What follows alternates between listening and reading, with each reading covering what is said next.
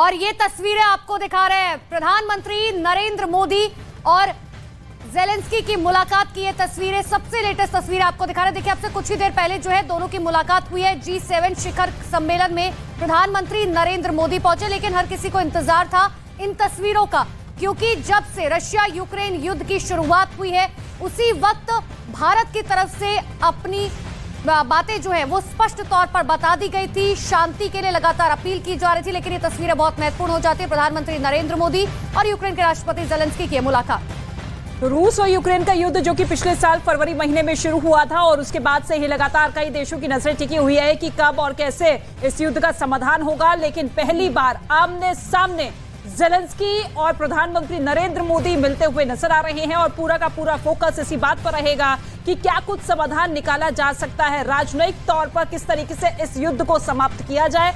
भारत का हमेशा से ही न्यूट्रल स्टैंड रहा है, भारत ने हमेशा से ही शांति की बात की है, मल्टी एलाइन नीति रही है भारत की, यानी कि किसी एक गुट या किसी एक को समर्थन करने का पूरा जो कदम है वो भारत की तरफ से नहीं देखा जाता। हमेशा से ही बीच के रास्ते की बात प्रधानमंत्री नरेंद्र मोदी करते रहे हैं, लेकिन ये सबसे बड़ी तस्वीर इस वक्त आपके सामने यूक्रेन संकट जिस तरीके से गहराता हुआ नजर आ रहा है, उसमें ज़ेलेंस्की और प्रधानमंत्री नरेंद्र मोदी की मुलाकात की ये पहली तस्वीर, हाथ मिलाते हुए दोनों नेता। और देखिए, ये आज की सबसे बड़ी तस्वीर है। क्यों? क्योंकि आज के दो सबसे शक्तिशाली नेता, एक तरफ प्रधानमंत्री नरेंद्र मोदी और दूसरी तरफ यूक्रेन के राष्ट्रपति ज़ेलेंस्की। और देखिए, दोनों की बॉडी लैंग्वेज इस बात को बताती हुई कि आखिर खुशी जो है वो साफ तौर पर दिखाई दे रही है। गर्मजोशी के साथ हमने देखा था कि जापान के पीएम ने किस तरीके से पीएम मोदी का स्वागत किया था, साथ ही जो बाइडेन ने किस तरीके से पीएम मोदी को उन्होंने गले लगाया, और अब यूक्रेन के राष्ट्रपति ज़ेलेंस्की से ये मुलाकात। और जाहिर सी बात है कि चर्चा इस बात पर की जाएगी कि आखिर जिस तरीके से एक साल से भी ज्यादा का समय हो चुका है, युद्ध खत्म होने का नाम नहीं ले रहा।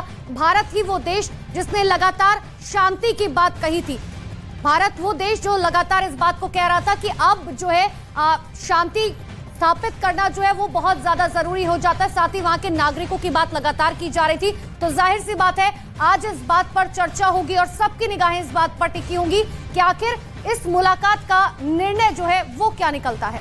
देखिए, G7 समिट जिसमें बतौर प्रधानमंत्री नरेंद्र मोदी चौथी बार पहुंचे हैं।